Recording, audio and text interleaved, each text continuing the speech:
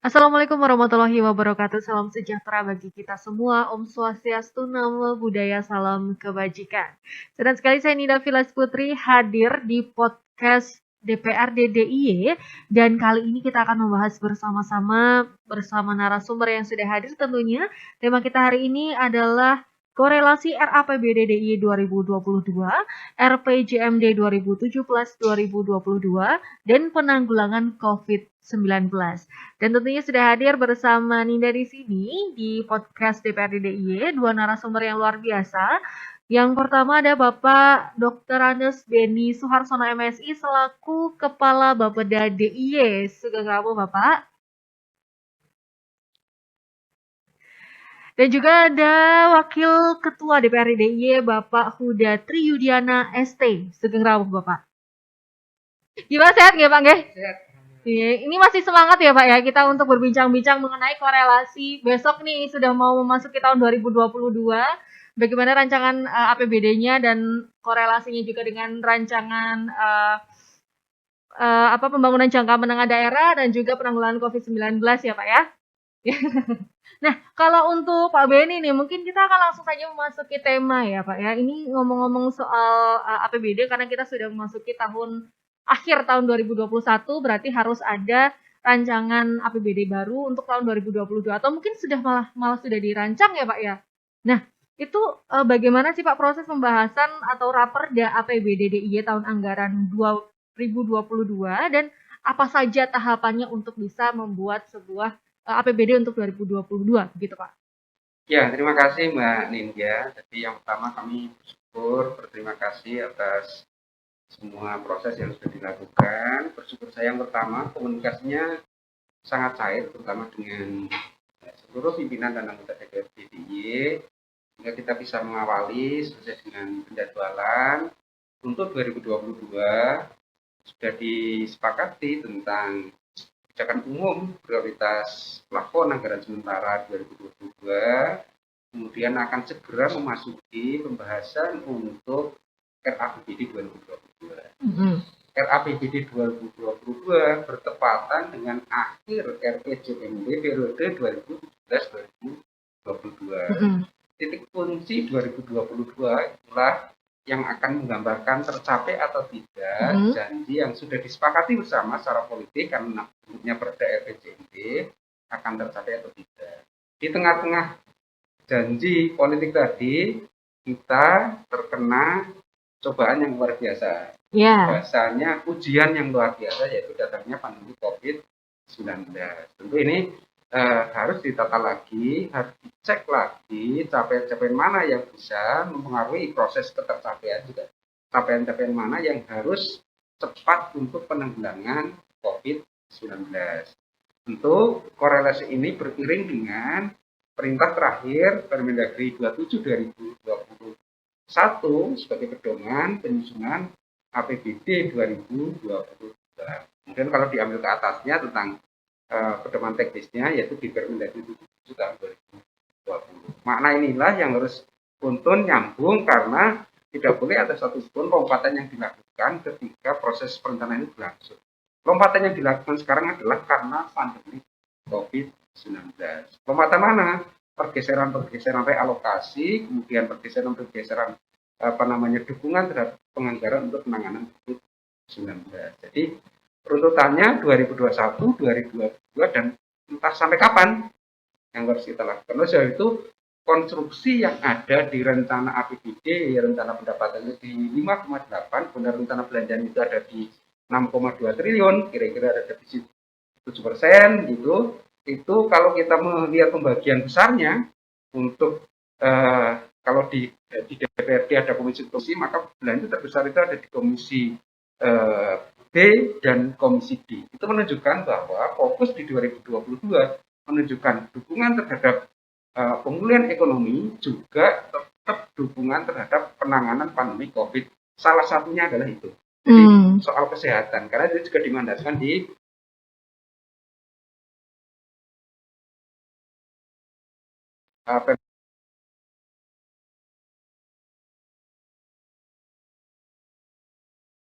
Permendagri 27 2020.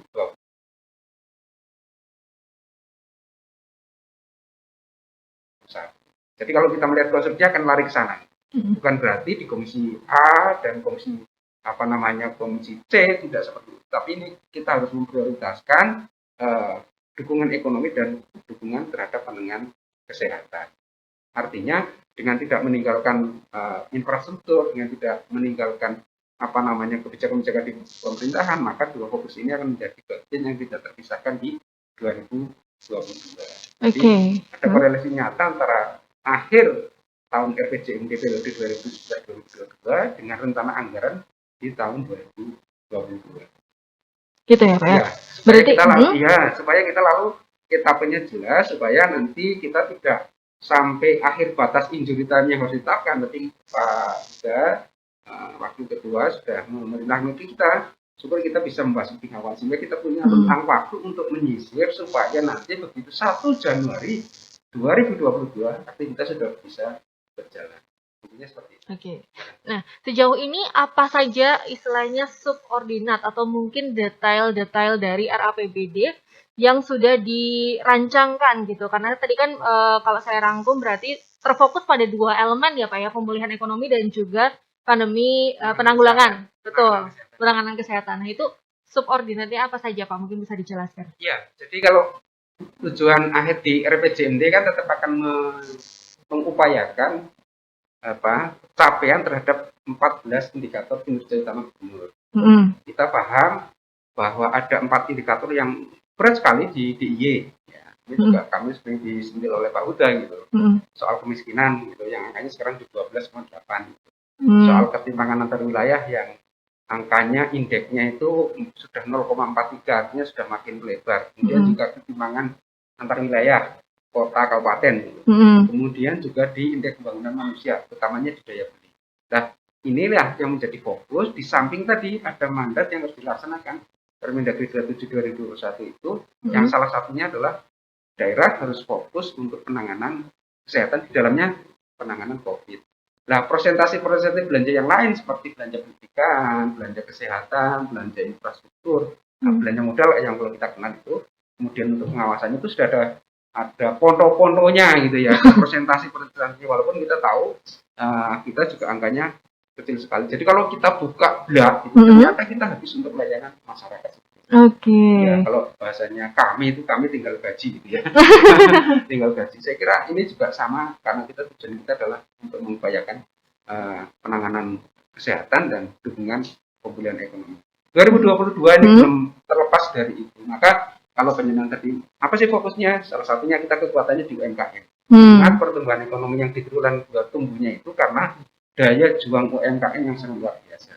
Ya, kemudian pertanian di pedesaan masih cukup luar biasa. Kemudian yang kita sama-sama tahu, sarana kesehatan, mulai dari masker sebelumnya kan kuat sekali. Terus kita bergeser, dulu tidak mengenal podcast, berarti digitalisasi teknologi informasi melalui Kominfo itu harus dikuatkan. Seterusnya seperti itu. Pada sisi lain ternyata ekspor kita meningkat, terutama garment, kulit, bahan olahan ya. Kemudian yang luar biasa, industri kreatif kita itu meningkat. Nah, ini yang coba menopang year-to-year-nya kemarin itu pertumbuhan ekonomi di triwulan kedua 11,8. Tapi dibandingannya kan waktu kita pandemi luar biasa. Itu yang harus hati-hati, jangan itu lalu kita memanfaatkan peluang ini 2022 menahan laju supaya pertumbuhan ekonominya tidak cantik. Karena apa? Pertumbuhan ekonomi itu kita hanya ditopang oleh 2 sektor yang luar biasa, yaitu sektor kesehatan dan sektor sektor pariwisata dan sektor pendidikan. Dilalah, dua-duanya itu memerlukan kerumunan itu. Dilalah itu. Ya, kemudian pertumbuhan ekonomi yang lain ditopang tumbuhnya itu karena konsumsi. Nah, ini kan kalau mahasiswanya tetap tidak bisa datang ke Jogja gitu ya, pariwisatanya, maka terus kita dukungan penanganan pandemi. Yuk kita prokes tertib, disiplin prokes supaya kita bisa menjaga. Berapa persen Pak dari semua komponen tadi yang maksudnya untuk UMKM berapa persen akhirnya kan bisa tahu prioritasnya yang mana atau mungkin yang lebih besar yang mana gitu? ini kan masih dalam proses pembahasan. Mm-mm. Jadi prosentasenya nanti akan ketahui setelah ditetapkan Pak Huda. Oke. Baik, karena Ya. Pak Huda betul sekali. Berarti ini sudah tanda-tanda saya harus beralih ke Pak Huda ini berarti. Nah, kalau dari Pak Huda sendiri selaku Wakil Ketua DPRD DIY itu bagaimana pandangan Bapak terhadap RAPBD tahun anggaran 2022 ini, Pak? Dalam Ya. prosesnya, Bapak. Sekarang kalau bicara sederhana itu kira-kira 70% selesai lah pembahasan RAPBD ini, karena nanti malam juga sudah ada paripurna, salah satunya membahas untuk jawaban Pak Gubernur ya atas fraksi. Jadi kira-kira untuk membahas itu tinggal satu kali paripurna lagi. Meskipun sebelum paripurna itu ada beberapa rapat-rapat komisi, tapi secara umum sudah bisa terbaca 75% mungkin sudah selesai ini APBD 2022 pembahasannya. Sehingga kita nanti akan tetapkan sebelum akhir waktu yang ditentukan oleh regulasi yang ada. Betul yang kita dorong oleh teman-teman di DPRD lebih ke arah pemulihan ekonomi, ya. Pemulihan ekonomi juga kesehatan.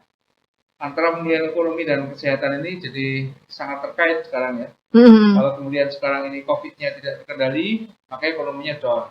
Katakan kemarin kita triwulan 1, triwulan 2 di 2021 ini naik 11% ya ekonomi. Sempat, iya naik. Tinggi sekali. Tapi nanti triwulan 3 kita PPKM bagaimana? Nah, ini kemudian antara kesehatan dan ekonomi ini menjadi sesuatu yang saling terkait, sehingga ketika kesehatannya ini terkendali COVID-nya, ekonominya otomatis akan naik. Karena APBD sendiri berperan di seluruh PDRB kita ya sekitar di bawah 20%, sekitar 16%-an ya. 16%-an. Kemudian yang kita perlukan selain kemudian kita menetapkan APBD itu untuk mendorong sektor-sektor kunci, di mana nanti masyarakat ekonominya terukit, ya kan? Itu juga kita akan buat kebijakan-kebijakan yang bisa membuat masyarakat ini menjadi bisa bergerak lagi. Oke.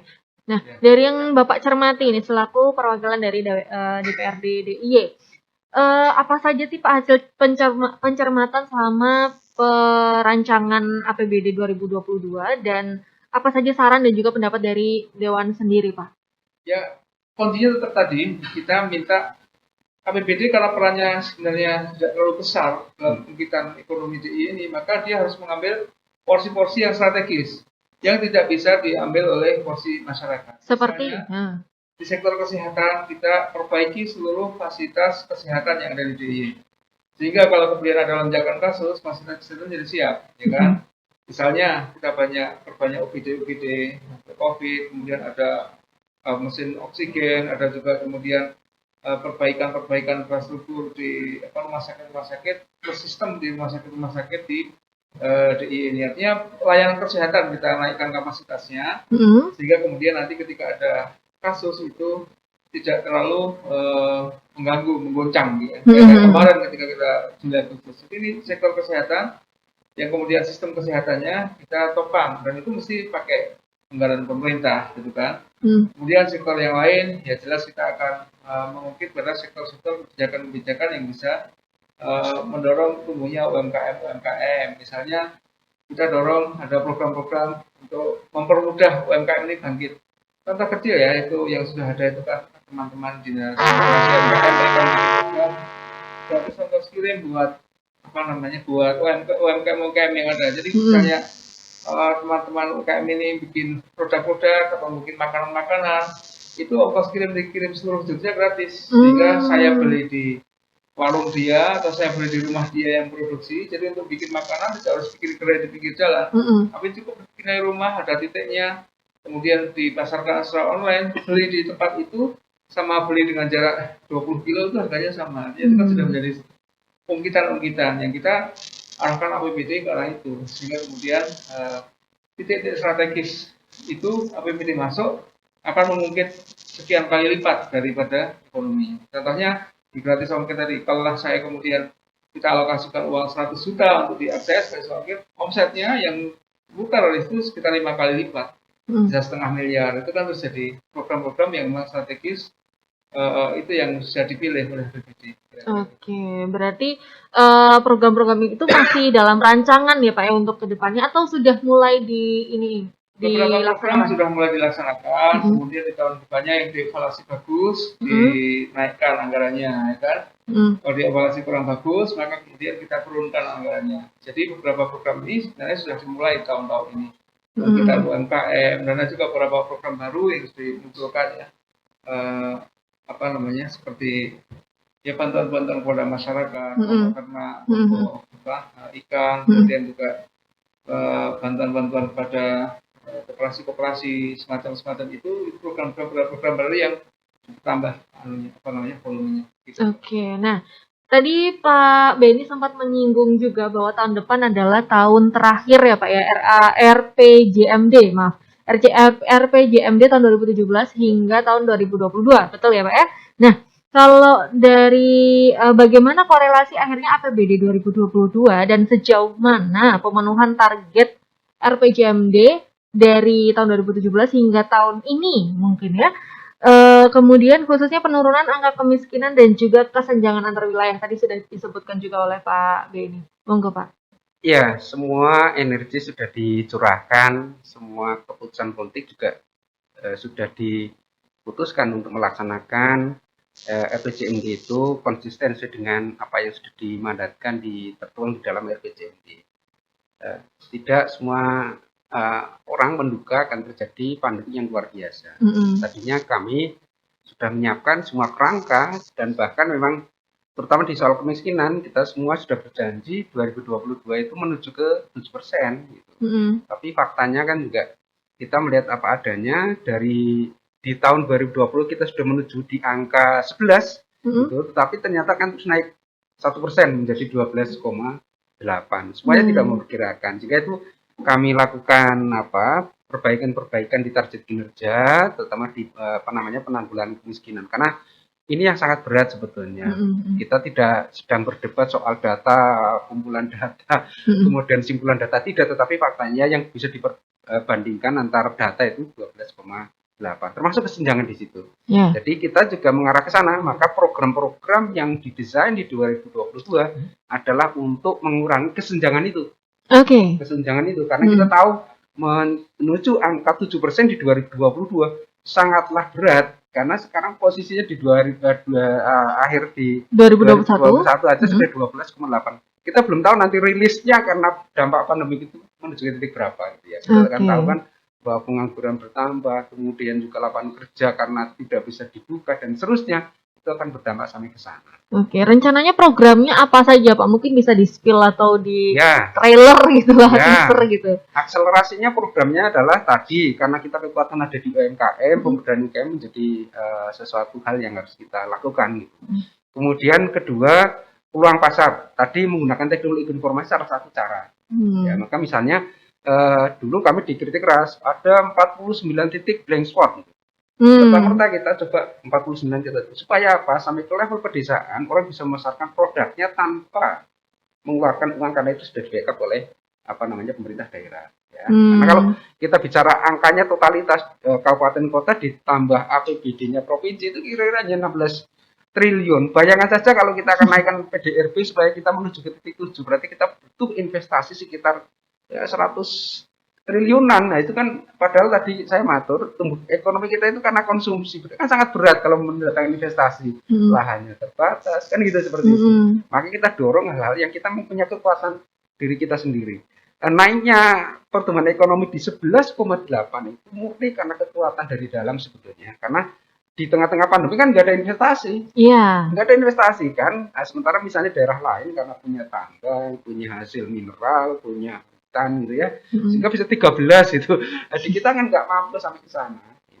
Sehingga hal-hal yang bisa mengungkit turunnya angka kemiskinan, hal-hal yang bisa mengungkit penurunan kesenjangan antar wilayah itu kita dorong. Makanya kita mengenal adanya afirmasi atau kebijakan tersendiri terhadap dua kabupaten yang ada di DIY, supaya wilayah selatan itu terbackup oleh kita, termasuk dukungan penganggarannya sampai ke sana. Itu upaya-upaya yang dilakukan sangat sangat masif untuk bisa dukungan sampai ke sana. Berarti bisa saya simpulkan bahwa tahun depan ini akan berfokus pada dua hal, yaitu UMKM dan teknologi digitalisasi ya Pak ya, untuk semua lini masyarakat, mau itu perdagangan, ekonomi dan lain-lain sebagainya gitu ya Pak ya. Iya. Artinya kita bicara UMKM kan bagian dari pengungkit ekonomi ya. Iya, Sektor yang lain kan harus kita garap tadi, Iya. digitalisasi yang masif dan sebagainya ini harus kita lakukan gitu. betul. Termasuk pembukaan objek wisata yang pelan-pelan harus kita lakukan dengan bersama-sama dengan menerapkan prokes kan juga upaya. Termasuk pelan-pelan sudah mulai dibuka pendidikan tatap muka yang terbatas itu kan juga upaya untuk membuka. Karena nanti misalnya pelan-pelan sekolah mulai dibuka kan sudah warung kecil sudah mulai buka gitu ya dan seterusnya. Yang dulunya orang makan di situ dibatasi 20 menit sudah bisa 30 menit dan atau dengan menjaga prokes. Oke. Itu upaya-upaya yang dilakukan konkretnya. Oke. Nah, untuk Pak Bunda nih, bagaimana kalau kita ngomongin soal RPJMD ya Pak ya? Nah, itu bagaimana capaian hasil pembangunan dalam pandangan Dewan sejauh ini Pak? Apakah sudah maksimal? Kalau tadi Pak Beni bilang, ya karena ada pandemi juga ya Pak ya, siapa yang menyangka gitu kan pandemi ini sangat mobat-mabit gitu bahasa Jawanya gitu. Enggak Pak? Ya, realitasnya capaian yang ada sekarang mesti berbeda dengan angka-angka yang dulu disepakati bersama dalam Perda RPJMD. Realitasnya memang berbeda, sehingga kemudian solusinya apa? Solusinya nanti kita ada kesepakatan politik. Ketika kita nanti akan menyusun RPJMD 2022-2027, baseline atau kemudian kondisi dasar penyusunan itu tidak berdasarkan capaian seperti dalam RPJMD yang disepakati dulu, tapi berdasarkan realitas yang ada sekarang. Jadi dilakukan survei, kemudian penelitian ulang, angka kemiskinan sekarang berapa sih? Ya kan? Kalau RPJMD dulu kan 7, ternyata mestinya mulainya dari 7 ya kan untuk 2027, tapi kemudian karena kita ini mulainya itu tidak 7, ya kita realitasnya mulai berapa sekarang? Mulainya 12,8 misalnya. 12,8 nanti kita akan turunkan menjadi angka berapa di 2027. Jadi kita memang harus mendefinisikan ulang dasar perhitungan RPJMD itu berdasarkan dengan angka-angka realitas yang ada sekarang setelah ada pandemi COVID. Gitu. Ya, jadi agar tidak kemudian ada miss ya. Jadi sekarang itu realitasnya berapa? Harapan kita besok berapa? Jadi, berapa Pak harapannya kira-kira? Ya masing-masing sektor mesti ada indikatornya masing-masing. Oke. Kan misalnya gini rasio itu berapa? Sekarang 0,43. Nah kita nanti hitung bersama realistisnya 5 tahun itu akan menjadi berapa dan maksimalnya kita akan target jadi berapa? Kemiskinan 12,8. Realistis dan maksimalnya nanti akan berapa? Kita angkat apakah 7 lagi bisa? Apakah kemudian 8 dan angka-angka itu yang kemudian perlu kita diskusikan lagi untuk membahas di RPJMD 2022-2027. Tapi kondisi belum tercapai saat ini, itu sudah menjadi kesepakatan bersama juga secara politik. DPRD akan mengkoreksinya dalam pembahasan RPJMD yang akan datang. Tidak kemudian kita pertanggungjawaban berdasarkan RPJMD. Oke, berarti nanti kelanjutan RPJMD ini juga akan diputuskan tahun depan ya Pak ya? Dan tahun depan berdasarkan realitas kondisi masyarakat yang ada. Dipengaruhi oleh banyak sekali tadi ekonomi, kemudian angka kemiskinan dan lain sebagainya gitu ya.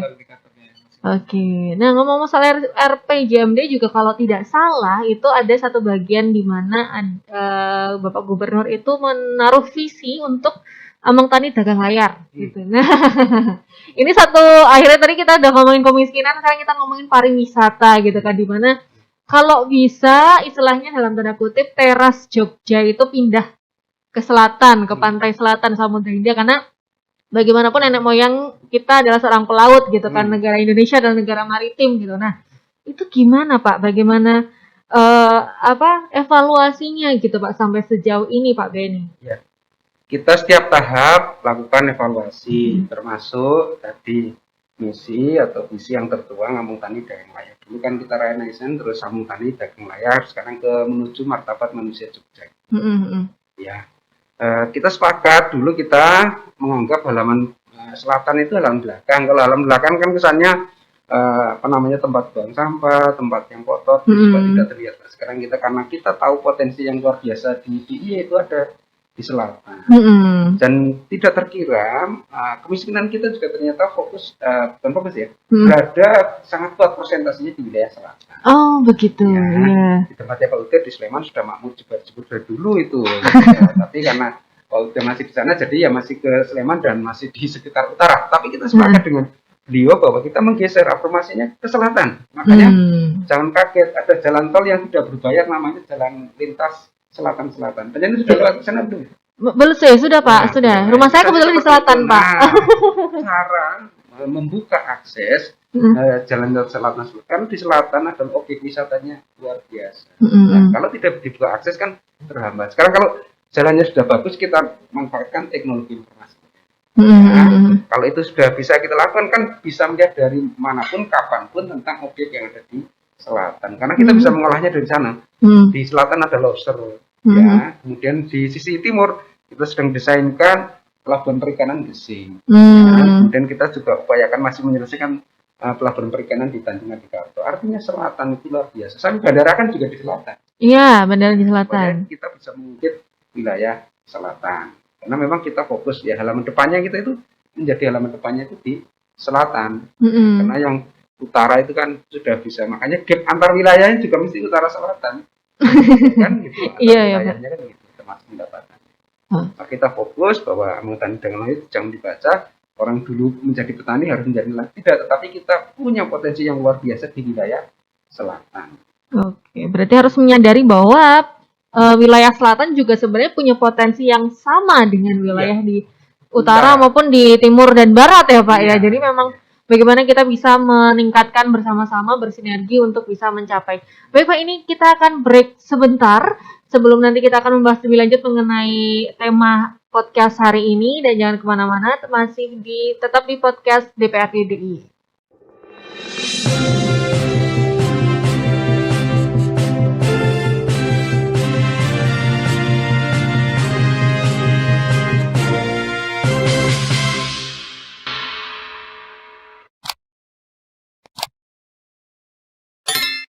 Masih di podcast DPRD DIY dan masih bersama Kepala Bapeda DIY Bapak Beni dan juga Wakil Ketua DPRD DIY Pak Huda ya Pak ya.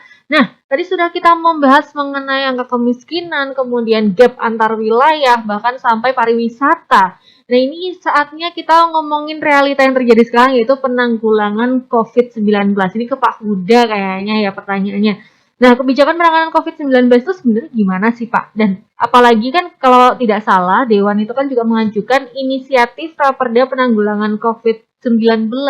Dan bagaimana dalam postur RAPBD 2022?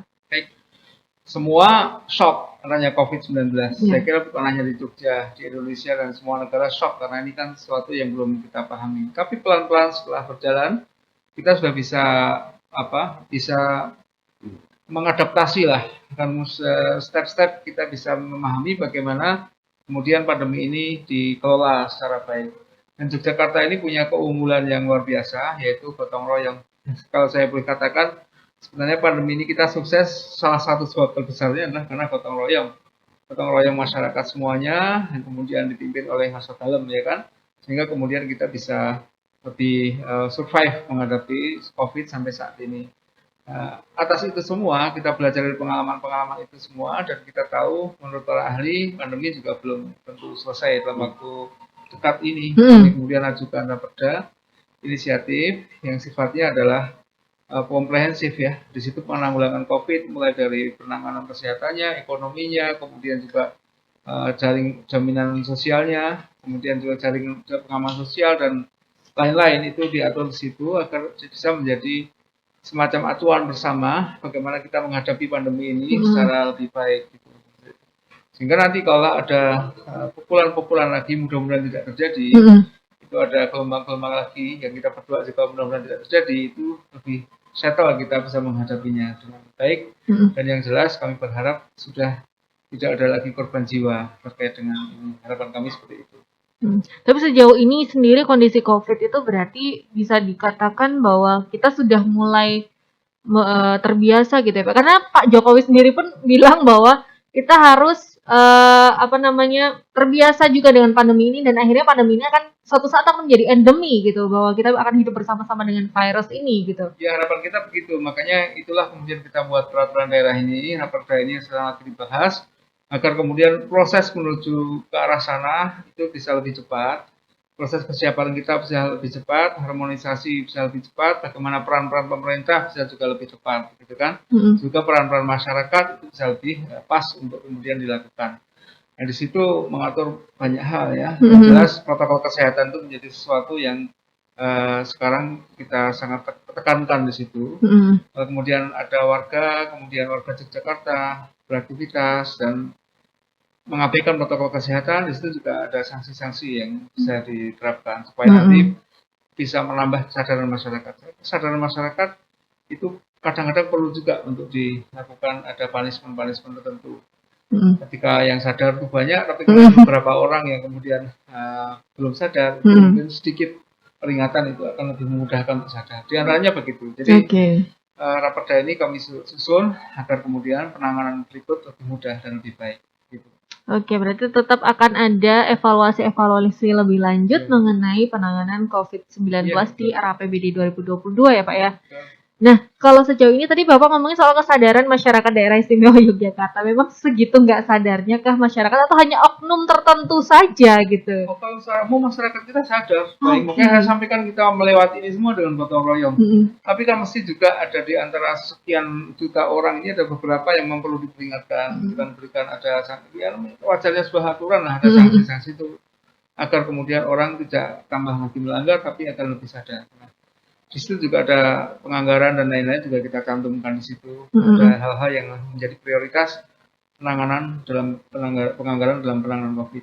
Oke, berarti dapat saya simpulkan bahwa ini untuk tahun anggaran 2022 ini nanti akan tetap dengan penanggulangan COVID-19 juga dan pengentasan kemiskinan juga dengan UMKM gitu ya Bapak-bapak ya. Penanggulangan COVID itu di postur anggaran ditempatkan di beberapa tempat, di antaranya di kesehatan, tapi kita juga masih menempatkan anggaran di belanja tidak terduga ya. 100-an miliar saya kira untuk belanja tidak terduga itu untuk menangani hal-hal yang emergensi ya, atau kemudian hal-hal yang tidak bisa kita perkirakan, sehingga supaya lebih fleksibel ada ditempatkan di biaya tidak terduga sebesar 100-an miliar itu untuk kemudian ketika ada kejadian bisa lebih mudah untuk bisa mengalokasikan anggaran.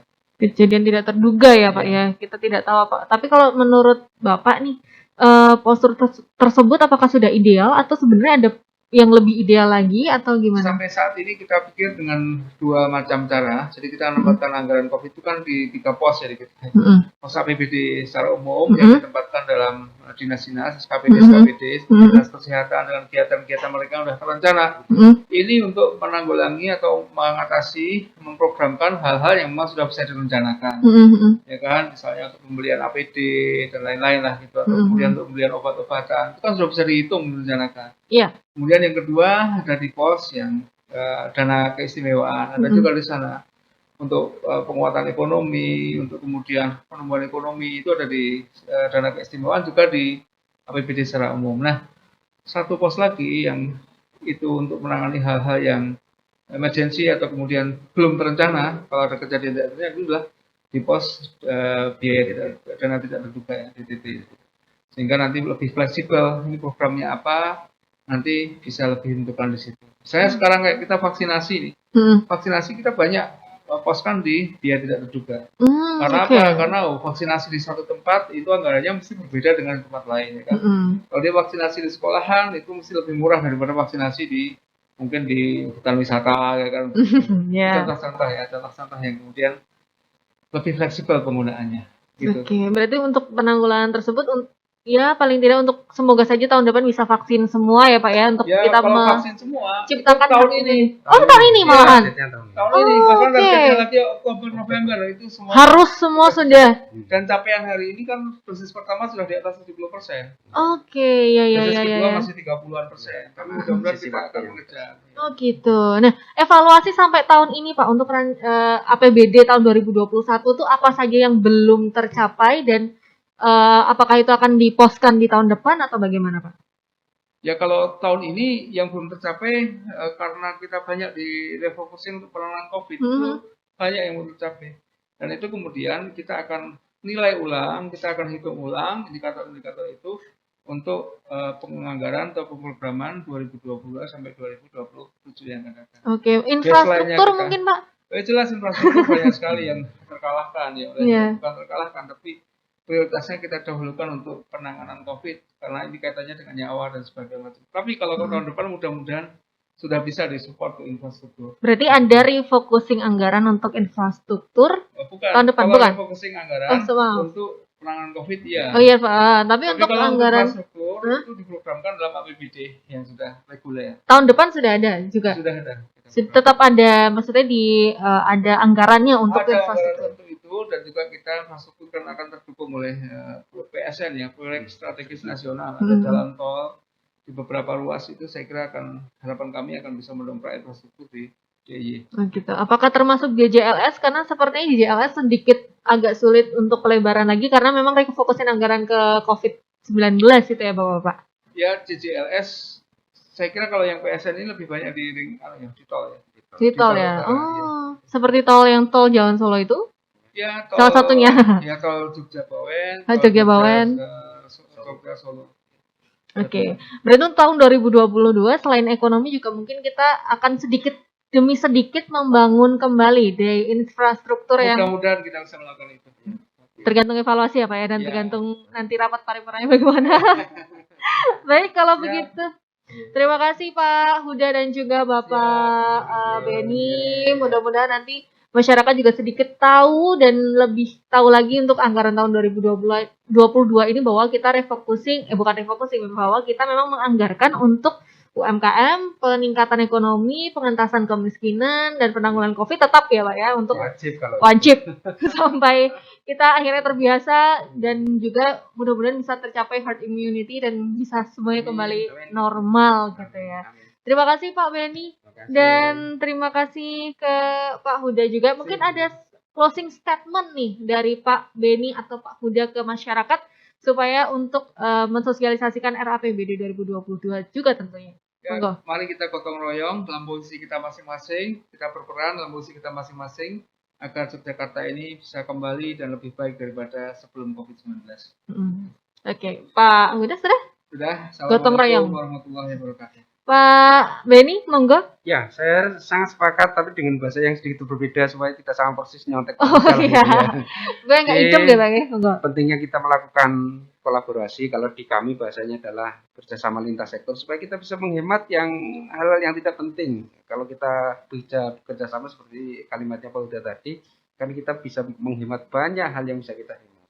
Ya, anggaran kita curahkan untuk pelayanan publik, untuk peningkatan taraf hidup, perbaikan dari pengurangan angka kemiskinan, kemudian kesehatan itu menjadi kewajiban kita. Baik. Saya kira itu. Yeah. Baik, terima kasih Pak Beni. Sami-sami, terima kasih sekali lagi Pak Beni dan juga Pak Huda sudah menyempatkan waktunya untuk hadir di podcast DPRD DIY. Dan untuk pemirsa yang ada di rumah yang menyaksikan acara ini, terima kasih juga sudah menemani kami selama satu episode ini. Dan terakhir dari saya, jangan lupa untuk tetap menerapkan gotong royong ya Pak ya. Dan juga kolaborasi integrasi tetap juga menerapkan protokol kesehatan untuk memerangi dan juga menanggulangi penyebaran virus COVID-19. Akhir kata saya Nida Filas Putri, Pak Huda dan juga Pak Beni undur diri. Terima kasih, sampai jumpa di podcast DPRD DIY selanjutnya. Wassalamualaikum warahmatullahi wabarakatuh. Waalaikumsalam warahmatullahi wabarakatuh. Oke, terima kasih Terima Mas Santos, kasih teman-teman. Bapak, monggo. Sorry ya. Gak apa-apa. Thank you. Teman-teman, Siap. sambatan waktunya.